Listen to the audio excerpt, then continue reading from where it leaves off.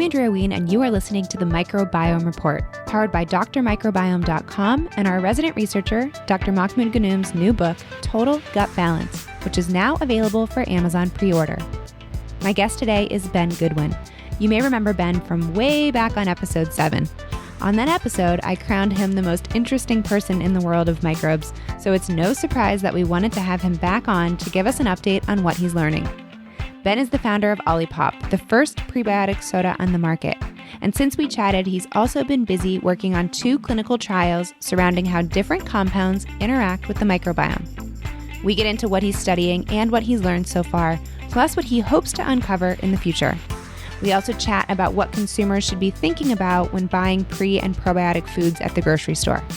He's got some really great tangible advice for incorporating prebiotics into your diet, so you're definitely going to walk away from this episode with a very exciting to-do list. Enjoy the show. Ben, thank you so much for joining us again. How are you doing? Yeah, I'm doing really well. Thanks for having me. So I would love to just start getting an update since we last spoke. It's been quite a few months, and Olipop, I see now people in my feed. People are going over to the West Coast, specifically from New York, and seeking it out. And so I know it's grown so much, but we would love to just get an update on where the company's at.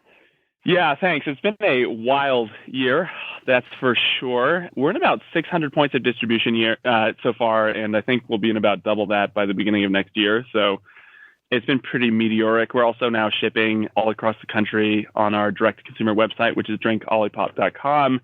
We've grown our Instagram following, which you can find us at drinkolipop, which has been pretty fantastic. And distribution's building really quickly. We're 2 regions of Whole Foods now, Northern California and Southern California. We just got approved for Rocky Mountain, and we're working on a couple other ones. We're going live in Wegmans at the beginning of next year, and then Fred Meyer and QFC end of this year, early next year. And then there's a bunch more great retailer conversations lined up. But it's been really, really amazing. You know, it's hiring out this team. I think we're up to about 17 people now, and we're going to be doubling that by early next year. So startups are a really engaging place to be. And I've really enjoyed working with the whole Olipop crew to get us to where we are right now. But I think as crazy as this year has been, next year is gonna be even more wild. So I'm looking forward to that. That's great. Well, yeah, I'm so excited. I know I've been following you on social media, and after our last conversation, you sent me a case, and I became totally obsessed, like everyone else who's tried it, and actually won one of your giveaways, and I was so excited. And then my husband and I were rationing the stock that we had at our house. So yeah, it was exciting. That's really fun. And one cool thing that's coming up soon is in December, we're actually doing our first run of classic root beer. So we'll have a root beer up coming out really soon. And then we're going to be releasing another 2 to 3 flavors probably next year as well. So the artwork's already done for them. I'm working on the formulas, and they're going to be delicious. I love it. Well, people will be very excited to hear that. So you've also been doing a lot on the other side of the equation of things, and I know you have some interesting clinical trials going on right now. What can you tell us about what you're studying and testing? Yeah, so, I mean, we're a pretty science-oriented company, especially for a startup. I mean, that's just, I've been product developer for about 14 years. I've worked on a range of different products. It's my 3rd beverage company. And I've always just been I've gotten disturbed by, the kind of, I think I mentioned this maybe the last interview, but, basically throwing a bunch of magic ingredients in a bottle or a package, and then it's like making a bunch of claims and hoping for the best. And so our goal is to try to set a new standard around what is thought of as possible for startups. And, so we've taken the kind of scientific part of the process really seriously. And I've actually, even when I started formulating the product in 2017, I knew that the research is going to be a really important part of the equation for us. And I think it's not only useful in terms of validating whatever you've put in your product with the original kind of functional ingredients, but also for us, I think I have this pretty clear vision that what are known prebiotic and fiber ingredients now are great, but I think they're going to be a part of a much larger grouping of different ingredients that have useful characteristics for the microbiome moving forward. So we really also are now entering this phase of seeking out kind of new and novel fiber and prebiotics that maybe don't have as much awareness, or there aren't supply chains built for them, but could be really helpful for people. So right now we've signed an agreement with Baylor College of Medicine. We're really excited to be working with them. We're the only industry partner that they're doing this type of research with, which is it's an honor for us. It does mean that we have to work through some of the kinks together of figuring out absolutely the best approach to the research. But we have a pilot phase, basically all designed with Robert Britton and Joseph Petrosino, who are two top members of their microbiome kind of facility. And we're going to be starting off with in vitro research, but it's very sophisticated in vitro research. It's arguably the most sophisticated microbiome testing system in the world. And it tests for shifts in the microbiome composition, which is great. But then we can also test for all sorts of what's called secondary outcomes. So you can take a look at how the microbiome is shifting, but then you can also take a look at how those microorganisms are behaving and what compounds they're producing. And because ultimately, one of the most useful things about our microbiome is that it produces something called metabolites. And those metabolites end up having all sorts of functional kind of aspects in our body. So Stanford actually just recently completed a study, and then an article was released on this that I read recently. But they're predicting that the average person's microbiome produces over 10,000 different metabolites on any given day.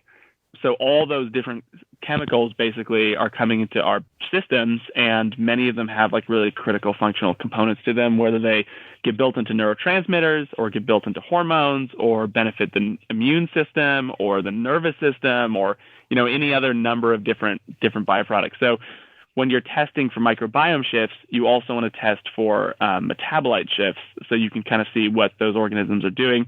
And then one of the things that makes this particular in vitro testing apparatus amazing is there's also ways to effectively test what the outcomes of the microbiome shifts and the metabolite shifts would be on basically the lining of the intestinal wall, which is really hard to test for outside of actually being in humans. So there's a whole bunch of reasons why that's important, but basically we live in this kind of world where we don't get enough fiber and we don't get enough prebiotics, and oftentimes the bacteria will mutate over time and actually eat away at the mucosal membrane that lines our intestinal wall. And when that happens, you get kind of thin and patchy mucus, and then you end up having interactions between the intestinal wall and the contents of the digestive tract, which is not great. It doesn't sound great because it's not, but that's oftentimes called leaky gut syndrome, or there's a number of other ways to characterize it. But then you can have these undesirable interactions, which lead to inflammation and immune system overreaction and permeability of the intestinal wall, which is all the stuff is really not positive, but I think it's actually like quite common given the way that most Americans eat and the lack of fiber and prebiotics in our diet. So we're going to be testing for all of those things. We're going to be testing both our current formula and tweaks on our current formula, and then we're also going to be, as we identify new compounds that we want to test, we can run those same compounds through the system and then compare that data against the data for our existing formula. So it's going to be a really great tool to help us kind of prove out and vet the current formula and new stuff we're trying to develop. Yeah, I mean, it opens up a whole new world. You're talking about these metabolites. I think people also refer to them as postbiotics. We did a show on that with Aubrey Levitt. And that whole world is such a new frontier. I mean, the microbiome itself is still a new frontier, but then to be even learning more about the byproducts of these bacteria and fungi. So you mentioned the in vitro testing, and I don't know how much of this you're able to get into, but what does that look like? I mean, are you doing it on humans? Is it a simulation of something that you've made? What does the testing actually look like? Yeah, so the in vitro test is not in human, but it's not like on a petri dish either. This is a really much more sophisticated system. I'm really very excited about it. It's very hard to describe what it looks like because it's definitely something out of a science fiction movie. There's all these little, there's like this feeder station, and it goes through these tubes, and then there's these little boxes. There's like an inoculant that they put in to kind of replicate the digestive system, and then they put all of the material you're trying to test the interactions with are pushed through the system. So it's really hard to describe, but it's like some weird externalized gut system. But that's all outside of human, and the reason why it's outside of human is human trials are very complicated to execute. They're also really expensive, so if you do one incorrectly, you could have just spent a couple $1 million, and then you don't even have usable data. So the goal for us was to find like the most sophisticated system, which we have found, and then to find, Baylor College of Medicine and the staff that are working on this project are just top flight academics, and we're really pleased to be working with them. So we wanted to find a really good team that was going to help us actually design research that was actually usable and correctly done. And, the issue you always have as a company is the concern that you're going to do research and then broadly the academic or scientific community is going to just say, well, whatever, that was just industry funded research, so it's not really trustworthy. So we wanted to find a lab that was pretty unflappable in terms of they're going to be doing solid academic grade science irrespective of who they're doing it with. And they have a reputation for doing that. And that's what we found it with Robert and Joe over at Baylor. So we're really happy about that. We've also engaged a senior faculty at Purdue. And so they have a complex carbohydrates division over there.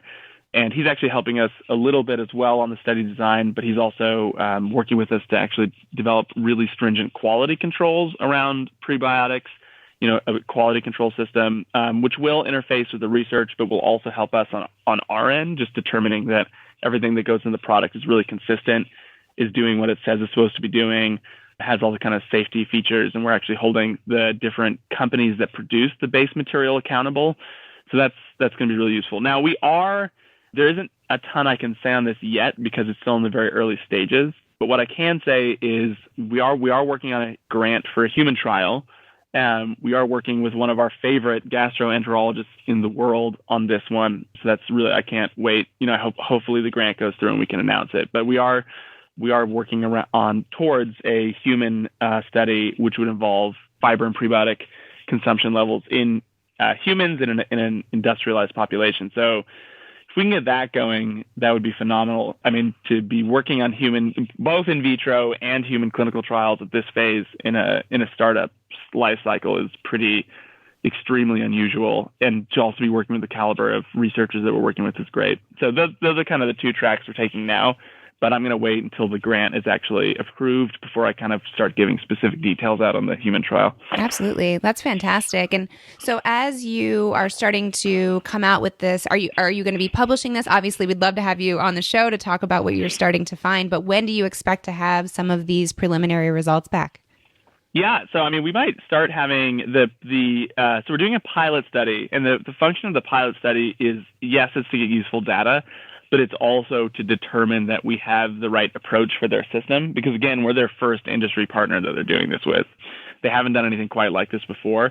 So the first round of research is just say, okay, here's our hypothesis on how to best run Olipop through this system and get usable data. And then we'll have to do kind of all the cross checks necessary to confirm that all the data kind of came back accurately. But we should actually have the first bout of data back by Q1 of next year. I'd like to have some stuff, we go to Expo West every year, and I'd like to have some stuff available to show consumers at the conference by the time we're there. I'm thinking Q1 next year for the first round of data, and then if it's usable, good data, we can start to share it, and then we can basically build off of that base to do further iterative testing, kind of in whatever direction we want, to test, we could test like different quantities of Olipop. We can test, like I said, different versions of the current formula. We can test new and novel prebiotics and fibers. And what's great about that for me is if you even take a look at Jerusalem artichoke or chicory or any of the botanicals that we're using, there's like 10 different forms of extracts for all of them. So it's liquid, it's powder, it's this concentration, this standardization, this chain length, and, in terms of the polymerization of the actual molecules, there's like so many different forms. And we've taken a lot of time so far to choose what we've chosen based on kind of all the existing literature and what works best in the formula. But it's going to be really exciting to find out if there's different formats that work better. And the other thing that I firmly believe, and I think there's some good literature that shows this, but, it's with fiber and prebiotics, it's not, it is 1 + 1 = 3. When you start to bring in a certain amount of diversity and you bring in different kind of complementary compounds that feed an array of different beneficial microorganisms, I think you do get a disproportionate benefit. And so that's, again, something we're actually going to be able to get to test what exactly we're getting out in this research from trying these different combinations and finding out what's most effective. That's so exciting. Now, you mentioned it a little bit. I think we talked probably on the last show of the 1 + 1 = 3, but throughout this process, I have to assume that you've learned so much more about how prebiotics interact with the microbiome. Is there any new information you could share with us? Yeah, I mean, I think the main thing that's been impressed upon me is really just how important the nutritional diversity piece is. I think oftentimes in with processed food, something becomes made commercially available. All the food suppliers just rush to put the same thing in the product. So for prebiotics, it's almost always chicory. Pretty much everybody uses chicory. Some people use acacia fiber, but it's usually just the same compound over and over again. My concern around that, especially as more brands come onto the scene and they start pushing out different products to try to chase the prebiotic claim, or to try to kind of maybe copy Olipop or whatever it is, they'll just reach for, okay, what's the kind of like cheapest, most available, most easiest to integrate ingredient, and they'll probably go for kind of chicory, or they'll go for kind of like a single ingredient. And that's totally absurd in terms of how the microbiome actually works. I mean, we're designed to be eating seasonally. We're designed to be getting a lot of diversity in our diet. And anytime, I'm sure that you have a pretty educated consumer base. I mean, even microorganisms that live in the body that are considered probiotics, if there are too many of them, they can actually become, problematic. So one of the things that makes the microbiome function properly is having an adequate number of different competing species, so that no one particular species gets excessive control or overly kind of dominates the playing field. Obviously, there's certain bacteria that are in higher concentrations, like lactobacillus strains, et cetera, but they still need to be kept inside of their relative balance. And yeah, I mean, that's just kind of the thing that is really been impressed upon me, is how critical that diversity of nutritional inputs and kind of a rotational component to those nutritional inputs are to the microbiome. And that's, there is some product development stuff I'm looking at around emulating seasonality. Can't really talk much about it yet because it's in development, but that's something that I'm going to be looking at for the future. And then in terms of, our underlying product, which is our sparkling digestive tonic, right now, I mean, we already have a range of different ingredients in the products. We've got oligosaccharides, and we've got resistant starches, and we've got different polysaccharides, and we've got some dextrins. And so there's already a bit of a range that will kind of exceed most other prebiotic products out on the market. But I'm looking to kind of jump into that even more. There's pectins, there's beta-glucans, there's more types of kind of polysaccharides. There's actually, metabolites that hypothetically can kind of have their own like prebiotic effect. There's just a bunch of different stuff that can go in the product or different kind of iterations of different products. And so I'd like to just really build up a nice catalog of different ingredients that we can pull from and push out to our consumers. But yeah, I think prebiotics are useful because and prebiotic diversity is useful because even if you have, let's say you have two people with exactly the same microbiome, and you feed one person cheeseburgers and french fries and pizza and soda, no, obviously not Olipop, but traditional soda, and then you feed the other person, a diverse, rich diet and maybe some Olipop in there, and they're getting their smoothies, and they're having lots of different cool nutritional inputs. Even if they have the same microbiome to start, obviously it won't stay that way if they eat so differently over time, but they will produce massively different metabolites, and the microbiome will end up behaving quite differently depending on what you're putting into it. So I just think of it as kind of like inner ecosystem cultivation. It's like being conscious of kind of effectively like the garden you're growing inside of yourself. And then obviously that garden produces different fruits and vegetables and whatnot. And then your body actually really uses those. So it's kind of a fun concept for me, thinking about the fiber and the prebiotics and the food you're bringing into your system as selectively feeding the plants that you want, and then them producing different fruits based on what you're feeding them. So that's kind of been some of my biggest takeaways the years gone on. This episode is brought to you by drmicrobiome.com, the website of our resident scientist, Dr. Mahmoud Ghannoum, and his new book, Total Gut Balance. Fix your microbiome fast for complete digestive wellness. Dr. Ghannoum has spent over 40 years studying our microbial communities and has now condensed his insights into an entertaining book that dives deep into the fungal colonies in your microbiome. why Candida gets a bad rap, and his advice for a diet plan, complete with recipes, that's happy for your gut based on years of clinical research. He also lays out a handy test to take so you can find out where on the health meter your microbiome is at today. And then he gives you recommendations on how to better balance your gut in 24 hours with supplements, lifestyle, and diet. Total Gut Balance Fix Your Microbiome Fast for complete digestive wellness is now available for pre-order at Amazon and Barnes & Noble. Just simply search Total Gut Balance Book to find it. The book will be shipped and released on December 24th. I can't stop thinking about, what are you eating now on a day-to-day basis? Like, what does a typical day look like for you now that you have some of this insight?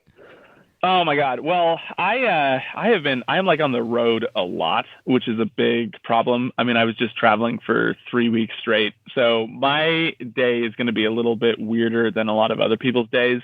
I mean, I have some of my favorite go-tos. I like to make green waffles, which have like arugula or spinach, and then actually like oat flour and eggs. And so it's like a really clean waffle you can make at home. And then I might cook a couple eggs or put some sauerkraut on the side with that, or eat a couple walnuts. Like, it's actually like really good because it's like between the eggs and the walnuts and maybe put like a little ghee on the waffle. It's actually like really fatty and delicious, and it's low sugar, and it's like really satisfying first thing in the morning. If I'm feeling like a little more adventurous, I have this like oatmeal that I make, which has like bone broth and seaweed and sesame seeds and all this kind of crazy stuff in it. But I typically find that, you know, just like really making sure you have a high fiber, high fat, high protein, low sugar breakfast is just so crazy important, or first meal of the day. I also do a good amount of intermittent fasting, which actually is also good for your microbiome. It's kind of good to restrict food on your body at certain times of the day, and also kind of for microbiome, just to make it a little bit like lean and mean. Give it times when it's got less to eat, so it has to kind of be more efficient. And then you feed it with kind of a really nutritionally diverse, fiber-rich, nutrient-rich kind of like first meal. And that usually gets me just like totally sorted out.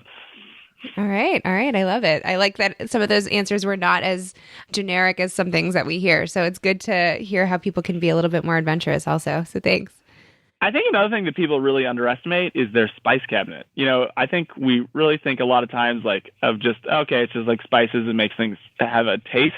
But what do you think taste is? I mean, taste is basically derived from the compounds that are in the ingredients. I think people are really underestimating the importance of having a really big spice cabinet and using lots of spices. I think that's something that I really, because, you know, you throw a couple different, you know, you throw like a seasoning mix, you know, and you throw some garlic and you throw some pink rock salt and some black pepper and, you know, some curry powder, whatever, into some of your food. And all of a sudden you've just added, you know, like 15 new ingredients, depending on your mixture, which have a bunch of properties to them. You know, all those, there is volatile compounds, and you're actually adding quite a bit to nutritional diversity.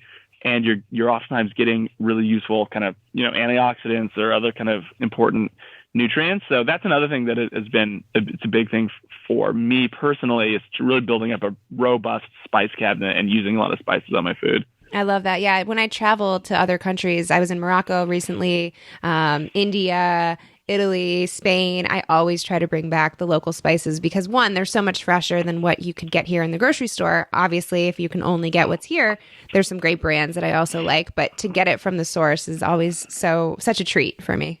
Yeah, that sounds like an amazing travel schedule. Maybe I just need to not have a company. I can head all over the place. That sounds well, great. To be fair, that was over the last couple of years, not all at once, but okay. Yeah. No, fair enough. Yeah, I mean, even different cuisines. Like, you know, I think sometimes Indian food is a little like overcooked, and depending on, you know, you can get like low or high quality, but like different, you know, cuisines from different countries, you're going to get spices and obviously like a skillful application of those spices. And that's going to add a lot of new stuff. So I always think about it.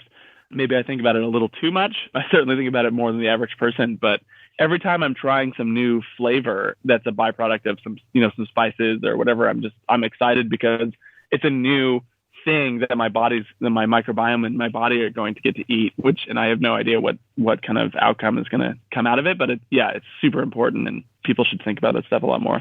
Yeah, well, that's actually a great segue. So as more of these prebiotic, probiotic products are coming out, how should people be thinking about the formulations of these? Like, what should they be looking out for in a product? What should they potentially be avoiding? Yeah, I mean, looking at a lot of the data, this major article just came, and, I don't want to throw any other products under the bus per se, but, there was just a major article, kind of really just a scathing review in the New York Times recently on kind of the lack of clinical data behind kombucha. And actually, it was so scathing that I actually went back to PubMed and I looked online to try to actually validate the article and see if it was true in terms of, okay, is there really clinical evidence? And there's only been one randomized clinical trial on kombucha, and it was really not well executed.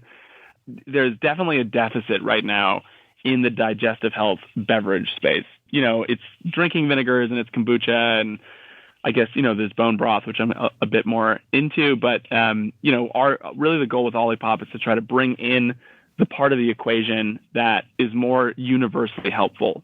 Even with probiotics, there's a lot of good, there's good information that they can be quite useful.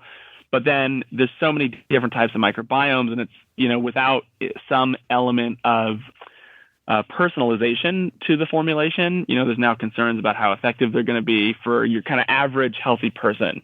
And they're really trying to find out more data on that. And so our goal at Olipop is to say, all right, we really feel quite strongly that, starting with the beverage set, but then potentially moving into other areas as we go, there needs to be this kind of fiber, prebiotic, nutritional diversity capacity in the consumer packaged goods space.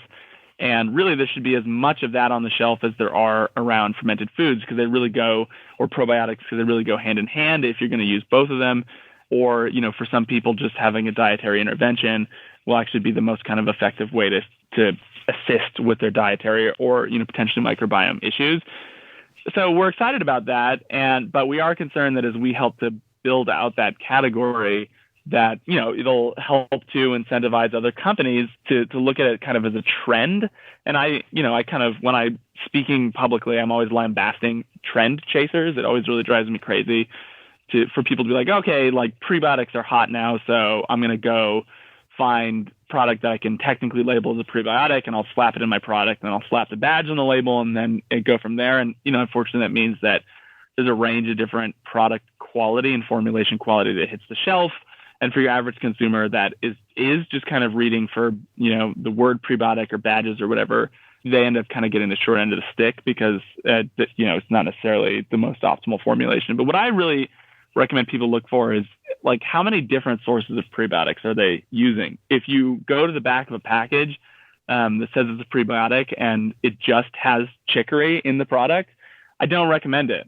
Chicory, inulin, chicory oligosaccharides, there are versions of chicory, and we use chicory in our product. It's just that it's not the only thing we use. So there is some good clinical evidence behind chicory and chicory inulin. But if all the different manufacturers kind of take the same approach and they go just put chicory inulin in their product, and then that's all you get as your prebiotic input, I think you're going to be missing out on a lot of available opportunities. And also there's the issue specifically with chicory and inulin broadly, that if you consume too much too quickly and your body's not used to it, it will give you gas and bloating. And the last thing we want is to have people trying to come into this, prebiotic and fiber space, which is a really useful, area, and it's a really ripe area for products and for a new category to kind of spring up. And then they accidentally eat like 3 or 4 different things in a day that have chicory powder in it.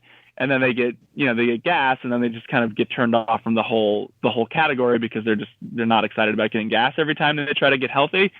So the biggest caution I would have is just look at the originality of the formula. Are they bringing kind of like novel stuff in that definitely has verified prebiotics in it, or definitely adds to your dietary fiber, but maybe it's something you wouldn't eat all the time? It's something that's not normally in your diet, or it's not something that's in all the other products, or it's a nice complicated mixture. I think that's really important. Obviously, it goes without saying that especially if it's something that's, you're hoping to be experiential, like a beverage or a food item, hopefully it's tasty. That's a good thing to be looking for, because you really want something that you can reliably integrate into your lifestyle. If you're kind of, I got this one fiber powder that's out on the market. I won't obviously say the name of the company, but it's actually like a really good formula. You mix it with water and you drink it, but oh my God, I can never drink that every day. And I am obsessed, with this kind of stuff. And I'm just like, it's got these like chia seeds and they gelatinize, and it's like drinking silt, like chalky dirt silt. And I just like cannot put myself through that every day. So, I think there's an aspect to trying to get something that is enjoyable. And I think the last one is really just watch out for ingredients that, for example, with Olipop, we're a pretty low calorie, low sugar product. We're less than 3 grams of sugar per can, obviously, versus 40 to 50 grams for a regular soda. Calories have around 35. Net carbs are around 4. So it's a pretty low calorie product, and that's great. And I think a lot of other companies who are going to be trying to bring these to the market might, try to take a similar approach. But I've seen companies come out with digestive health claims or whatever, but then they stick erythritol or xylitol in the product, which I just would, a third of the population has sensitivity to polyols. It's technically a FODMAP that's really irritating for a lot of people's digestive tracts. It's not particularly useful for your microbiome. Your microbiome does not know what to do with sugar alcohols. So it's just another layer of concern is if you're, just take a look for other ingredients in the product that might end up being counter to your digestive health goals or your digestive health experience. And, erythritol is a common one, and xylitol is a somewhat kind of common one. But there are other ones. Even stevia, which we use, there are forms of stevia where it's not necessarily conclusive, but there are forms of stevia that they suspect might not actually be that great for your microbiome. So we actually did a lot of extra work and research to find an extract that actually, has evidence showing that it's neutral for your microbiome. So, you get kind of the flavor that you're looking for and the sweetness that you're looking for, but there's not a big question mark over whether or not it's actually kind of hurting your microbiome outcomes. So I think those would be the 3 top things I'd recommend to consumers is originality and diversity of formulation. 2, it's got to taste good, something you can really integrate into your lifestyle on a daily basis, hopefully like a pleasurable consumption experience. And then just make sure there's no competing ingredients in the product that might actually be harmful for your digestive or microbiome health. Yeah, I think that first point too is so important. And it's one of the reasons I love your product so much is because when you look at the ingredient label, it's stuff that you're not getting anywhere else, right? I'm not getting those ingredients. I can't even really go buy them at the grocery store unless I really have a specialty store perhaps, or I'm going online. And so to be able to get that in something that does taste good and has this research behind it, is so impressive to me. And it's one of the reasons that I like your product so much. So we appreciate that you're doing. Yeah, thank you so much. Doing that for all of us. Thank you so much. I mean, one of the things that I get so excited about, we get, now that we've been in market for a year and we ship to like 48 out of the 50 states, and we're really starting to have a nice active conversation with our consumers, especially on social media, is, there's people who are like, yeah, I just got back from my dietitian or my nutritionist, and she literally recommended I consume, like half of the ingredients that are in this product. And so now, not having to go to the store and buy, a capsule supplement or some weird powder that I mix into my drink, my water or my smoothie, but I get to consume this stuff in effectively like a soda, sparkling, soda style format. It's pretty exciting for them. And that's great for me to hear because, if we're in alignment with what nutritionists and dietitians are already recommending to their customers, that just makes it a lot easier for us and easier for them. And, hopefully kind of allows us to continue to have a platform to chat to people about. Absolutely. Okay, so last question here. You mentioned, gas, bloating, the liver damage potentially with some of the formulations that maybe of kombucha that maybe aren't being done correctly. There are 2 clinical trials I found that brought that up as a concern. Okay. I think they were in animal models, but there were compounds being produced from the basically breaking down of the kombucha that were of concern. Okay. If someone wanted to find that, is that a PubMed study that we could link to, or do you know how to find that? Yeah, I can send them over to you. That'd be great. Yeah, we can link to those in the show notes, of course. But say someone's listening to this and they haven't really started to integrate some of these things into their diet. What are, the signs that they're going too fast? Would it be that gas and bloating? And how do you recommend someone start to add some of these prebiotic, probiotic formulations into their lives? Yeah. So, I think the one piece of good news about the gas and bloating is that it does back off eventually. or at least it should back off eventually. It just, for your average person who's trying to get into it, they're not going to have the patience to be walking around for weeks or months with gas and bloating. So I think that's, kind of, your personal comfort, and obviously like the social components of that are not irrelevant. I think if you're coming in at it from the product or like the consumer packaged good or the supplement side, obviously just like do your research. Is this a reputable company? Are they kind of using reputable processes? Have they had any third-party kind of testing? If you're dealing with a probiotic, do they have third-party testing that the probiotics actually get to where they need to get to in the digestive tract? I mean, we do know that most probiotics, or maybe no probiotics, are actually grafting. So kind of your best hope on the probiotic side is that you're taking a probiotic, it's helping out for 24 to 72 hours, and then it's kind of getting flushed out of the system. So that is, useful to some people if they have a deficit in certain strains. There are instances where that could be useful. Again, there's not a lot of data that it's super useful in healthy adults, but certain people with, specific digestive distress or bowel-related disease, there's evidence that it can be helpful for them, certainly. On the prebiotic fiber side, obviously feel free to drink some Olipop. I think other than that, it's just actually take a look at the fiber levels in the products that you're consuming, and then set a goal for yourself around how much fiber you want to consume, or, do a little research. And like, sweet potatoes are really high in fiber. So maybe switch over to sweet potato instead of having like a russet or a Yukon Gold, or, kind of one of the kind of starchier, more hybridized foods. It's really, if you want to increase your fiber and prebiotics, the two big things that kill off fiber and prebiotics are more hybridized foods and more processed foods. So unless they're specifically processed to bring up the fiber and prebiotics, most processing takes away from fiber and prebiotics. If you're getting a lot of nutritional diversity and in your diet, and you're kind of selecting in that way, and you're kind of doing your research around the supplements and product goods you're consuming, you should broadly be good. If you get too much discomfort, then cool, back off a little bit. And it's always a good idea to check in with your a registered dietitian or nutritionist, especially if you can find one that has a good reputation. Medical doctors have their place too. Some of them have more nutritional knowledge than others. Unfortunately, a lot of medical doctors don't get a lot of nutritional training, so they kind of have very basic advice, which, for some people will be useful, but others who are really looking to overhaul their systems might want to find a qualified practitioner that actually does focus more specifically on diet. And so if you are having kind of less than ideal results as you're trying to switch over, you can just kind of have a professional help you through that process. But anything that, creates too much change, too quickly, is probably create some discomfort at some stage, but have a bit of faith that if you're broadly consuming stuff in the right direction, you're going to get past it. I mean, one of the reasons for that is certain foods you're eating might feed what's called primary fermenters. So, like a first selection of microorganisms that do a good job breaking down your food, and because of what you're feeding them, they're going to produce a new type of metabolite on a larger scale than your body is used to.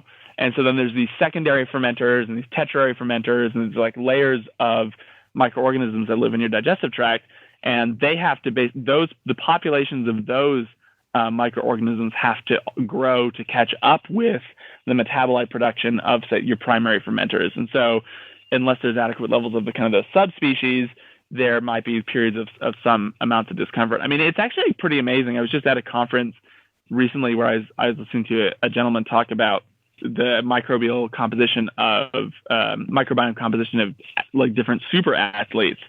And there are actually, people who are really, really, really athletic actually have higher levels of bacteria, for example, that like break down lactic acid and, other kind of byproducts of exercise. It's amazing how life works. It's like the body is its own kind of, its own terrain. It's almost like its own contained planet. And if you create any kind of food source consistently enough internally or through the food you eat, eventually you're going to develop bacteria or microorganisms that are going to capitalize on that opportunity and break it down, which is like really, really interesting stuff. But, the same thing is true for your diet. You just kind of take slow, steady steps, if you're having trouble with it, consult, really a qualified nutritional practitioner, and you kind of get to where you need to be over time. But there's, the three things that really I can't just recommend enough are adequate fiber. Again, hunter-gatherers get 100 to 200 grams a day, which is unrealistic for your average person, but it's still something to think about. They get like 130 plus grams of prebiotics a day as well as a part of that. So again, unrealistic for your average person, but worth considering. And they get a lot of different nutritional diversity. I mean, looking at the different indigenous groups as well, typically their diets, there's not a lot of dairy in indigenous kind of hunter-gatherers. Kind of European people of European descent are a little more oriented to be able to break down dairy, so that's useful. That's probably more of an option for those groups. But for other groups, there really isn't a ton of dairy. And typically they're eating about 70 to 90% plant foods and 10 to 30% animal foods, so like meats and tissues and bone marrows and stuff like that. So if your goal is to kind of try to find something that's more natural for humans, those are kind of really key concepts to look at and roughly model your diet around as like a starting place, and then doing that with a good nutritional practitioner to make sure you're safe. Do you have a realistic kind of range for fiber intake for the average American? Yeah, well, they are consuming about 10 to 15 grams according to the FDA. Well, the FDA recommends 28 grams a day. The World Health Organization recommends 30 to 40. I mean, personally, I try to get at least 40 to 50, which even that I would hope I could increase from there. So, I'm in a little bit of a tricky territory because I'm not technically qualified to be making nutritional recommendations, but that's what I aim for. And if I got more than that, I'd be happy with it. All right. Ben, every time we talk to you, it's so interesting. I'm really excited to keep up with the clinical trial work that you're doing. So hopefully we can have you back on in the spring to talk about those results. But as always, thank you so much for the time. Absolutely, Andrea. Thanks so much for having me on. Thanks for listening to the Microbiome Report. This episode is powered by Total Gut Balance, a book by Dr. Mahmoud Ghannoum that's now available for Amazon pre-order. Don't forget to check out the show notes for this episode. You can head to blog.biomehealth.com. Again, Biome is BIOHM, and click on podcast. Until next time, I'm Andrea Wien.